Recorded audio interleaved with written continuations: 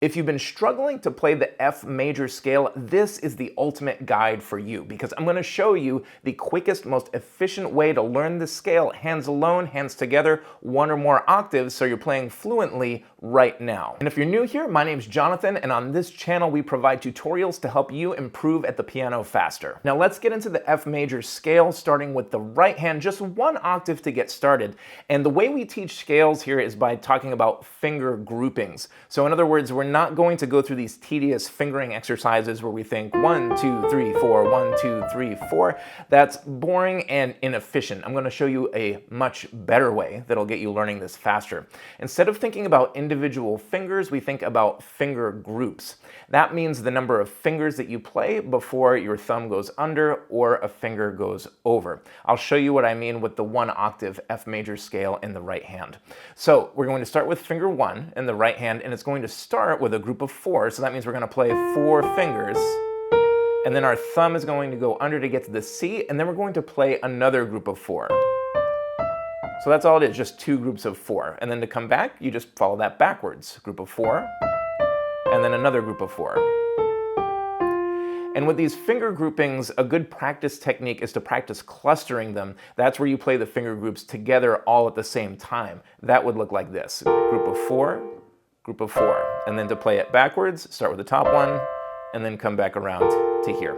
So that's F major scale 1 octave in the right hand. Now, if you want to do more than 1 octave, what we'll do is instead of 2 groups of 4, we're going to start with a group of 4, and then we're going to do a group of 3. So that means we're going to play 3 fingers here.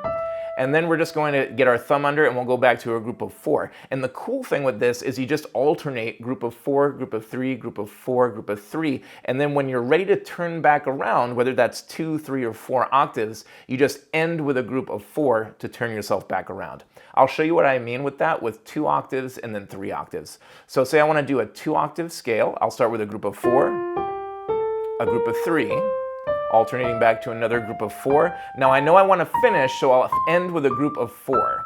Sometimes students get confused because we're ending on 4, but rest assured that is the correct fingering to end on. And then coming back, I'm just going to start with that group of 4.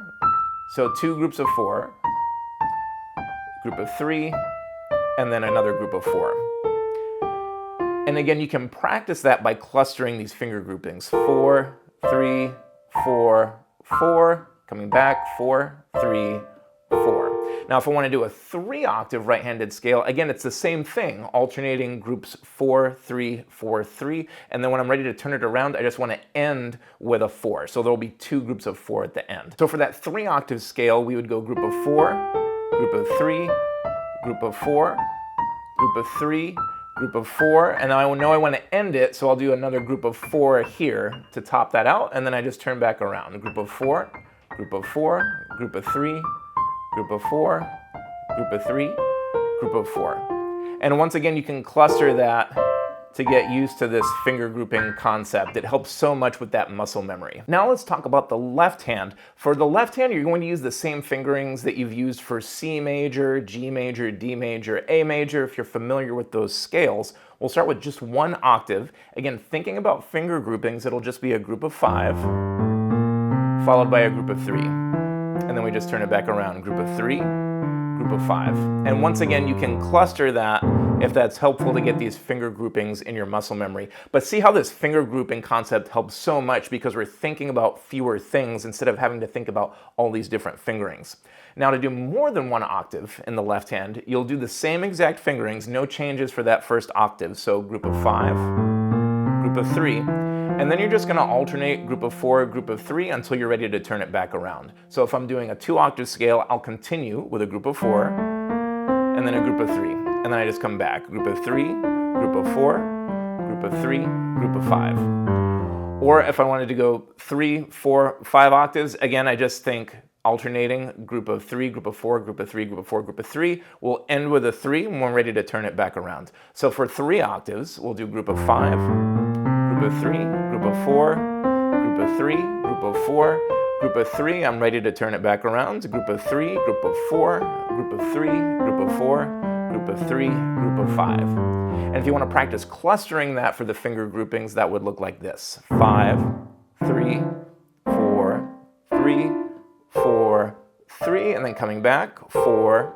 3, 4, 3, 5, ending with that 5. Next, we're going to look at hands together, and we're going to use a similar fingering trick, but now we're going to think about finger groupings between the hands. That's where both hands play the same keys with the same fingers collectively. We'll start with just one octave so you can see this concept in action. We'll start with 5th finger in the left hand, 1st finger in the right hand, and the first sort of target we're aiming for is for our thumbs to line up together on C.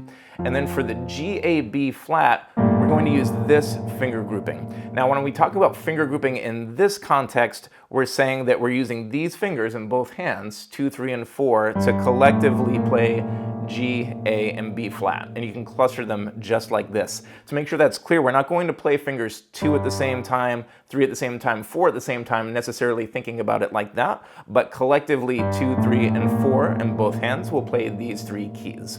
And then thumbs line up on C, and then a similar concept here, we're going to use fingers 2 and 3 lining up on D and E. And then to top out that octave, we'll just go to the next finger. And then coming back, we have our 3s and 2s lining up together, thumbs here, fingers 2, 3, 4 on B flat, A, G, and then our starting note. And again, you can practice clustering this. In fact, I really strongly recommend this approach where we have our starting note, finger grouping, thumbs line up on the C, finger grouping, top note, and then we come back, 2s and 3s line up, thumbs, 2s, 3s, and 4s, and then back to our starting note. And then playing 2 or more octaves is simple. We're just going to add one extra little step. We start the exact same way, so finger groupings 2, 3, and 4, thumbs, 2 and 3, but now instead of my right hand 4th finger, I'm going to bring my thumb here, so my thumbs line up on this F. And then we just use the same exact fingering tricks. 2s, 3s, and 4s line up, thumbs, 2s and 3s, and then when I'm ready to top it off, we'll make this a 2-octave scale. I'm just going to go to that next finger. So I end on 4th finger of my right hand. And then following that back, 3s and 2s, thumbs, 2s, 3s, and 4s, thumbs, 2s and 3s, thumbs, 2s, 3s, and 4s, and then back to my starting note. And again, if you want to cluster that, starting note, 2, 3, 4, thumbs, 2s and 3s, thumbs, 2s, 3s, and 4s, thumbs, 2s and 3s, top note, and then following that back, 2s and 3s, thumbs, 2s, 3s, and 4s, thumbs, 2s and 3s, thumbs, 2s, 3s, and 4s, and then my starting note. And so with this sort of beautiful patterning with just a couple different things, you can do as many octaves as you want, just following these few rules. So say we wanted to do a 3-octave scale. Again, I'm thinking about my finger groupings. Thumbs will line up here. I'm going to keep going.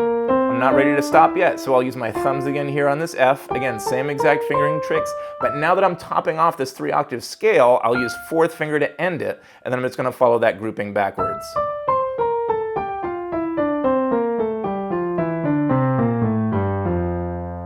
Give these tricks a try and let me know how it goes, or if you have any questions in the comments. And if you enjoyed this, you'll really like this one. This is our deep dive into every major scale hands together. Thanks for watching, and I'll see you there.